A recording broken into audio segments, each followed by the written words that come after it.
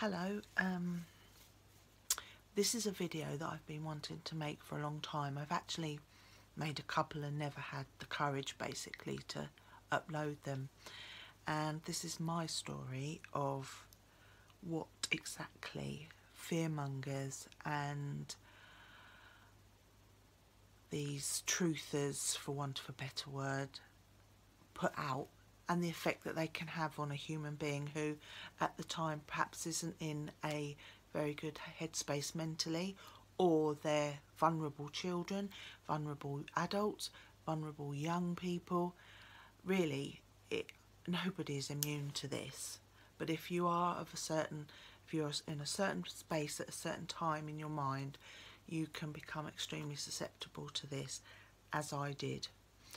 I'm going to start back in 2012, or prior to that I had heard of the Mayan prophecy, and it was just white noise really.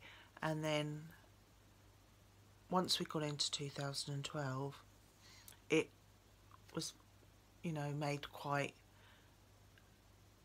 prevalent really. You couldn't read a paper, and then there'd been the film, you couldn't read a paper or anything without it being in there regarding the Mayans and the end of the world and Nostradamus and all these other things. So I started to research online, and I came across a lot of videos, and not just the Mayan prophecy, but Nibiru, Planet X, and basically I was hooked, and I kept watching these videos and watching these videos. And in the end, I actually believed what I was being told, and it became all-encompassing. And before I knew it, I wasn't eating and I wasn't sleeping, and I was outside looking for signs. And even walking down the street, I would feel, if I felt something, I thought it was an earthquake. I thought it was going to be some meteorite smashing into the planet, or everything. And the more every normal day thing, and the news, if I saw that there'd been a hurricane or an earthquake, well, to me it was a precursor to what was coming.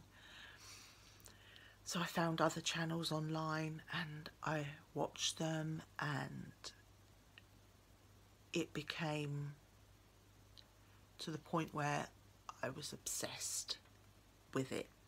And I got telling people that we're all going to die, and we're going, what's the point of living?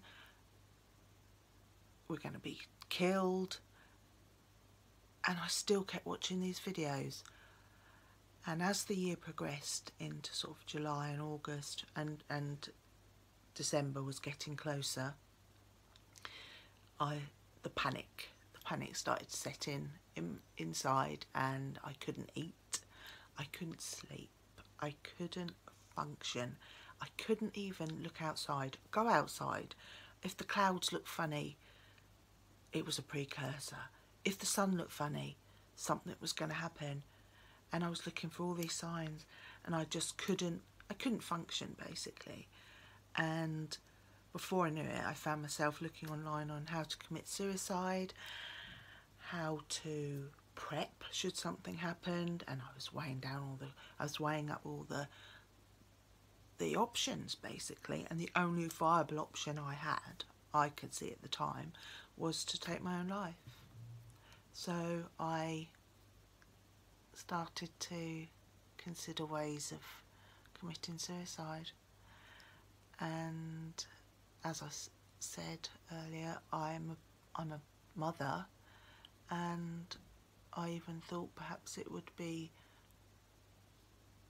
preferable if my son didn't survive either. And I became fixated with all these things, and I lost weight. I was emotional. I kept crying. I mean, I'm not going to say that these fear sites are solely to blame, not at all, but I do believe that I do believe that they play an enormous part in feeding fear into people without any regard to the consequence that they may have on someone who is watching that video and aren't in a good place at that time, only for what? To make themselves feel better, to get viewer numbers, to monetize on videos. I can say that now easily, but at the time, in the headspace that I was in, I was vulnerable. I was completely open to it. So we're going to fast forward slightly to December. I'd got to the point where I was really quite beside myself, and the eve of the day that it was supposed to happen, I wasn't very good, to be honest, and I didn't sleep, and I waited and waited and waited and waited and waited for this event to happen, and of course it didn't. And when it didn't, I felt a plethora of things. I felt relief, anger, sadness. I really thought that, you know, that something was going to happen. And then after this happened, that's when it hit.